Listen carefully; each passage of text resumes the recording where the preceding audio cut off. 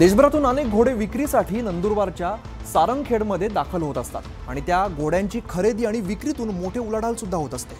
18 तारखेपासून या बाजारामध्ये घोड्यांच्या विविध स्पर्धा भरवण्यात येत आहेत आणि त्यासाठी देशभरातील घोडे सारंगखेड्यामध्ये दाखल होत आहेत।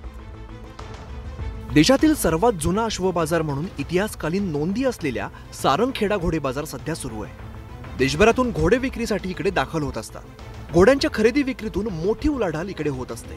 यावर्षी सारंगखेड्याच्या घोडे बाजाराला चांगलाच प्रतिसाद मिळत असल्याचं चित्र आहे। मागच्या वर्षी सारंगखेड्याच्या चेतक इक्वाइन प्रीमियर लीग मध्ये ज्या स्पर्धकांनी भाग घेतला त्याच्यातनं एका स्पर्धक एशियापर्यंत गेला आणि एशियामध्ये एशियन गेम्समध्ये त्यांनी मेडल मिळवला। ही सारंगखेड्याची खरं म्हणजे आज आपल्याला देण म्हणता येईल।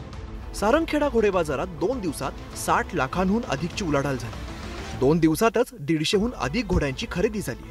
18 तारखेपासून या बाजारात घोड्यांच्या विविध स्पर्धा भरवण्यात येणार आहेत। या बाजारात पंचकल्याणी, नुखरा, अबलख, काटेवाडी, पंजाबी, मारवाड, सिंध अशा विविध प्रकारच्या अश्वांना पाहण्यासाठी देशभरातून खरेदीदार आणि घोडे शौकीन मोठ्या प्रमाणात दाखल होऊ लागले।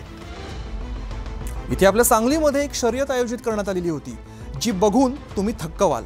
ही स्पर्धा होती उलट्या धावणाऱ्या रिक्षांची। सांगलीत आज एक अनोखी रिक्षा स्पर्धा पाहायला मिळाली। या रिक्षा सरळ पुढे नव्हे तर उलट्या दिशेने धावत होत्या। सांगलीच्या वाळवामध्ये रेणुका माता यात्रेनिमित्ताने ही उलट्या दिशेने धावणाऱ्या रिक्षांची स्पर्धा भरवण्यात आलेली होती।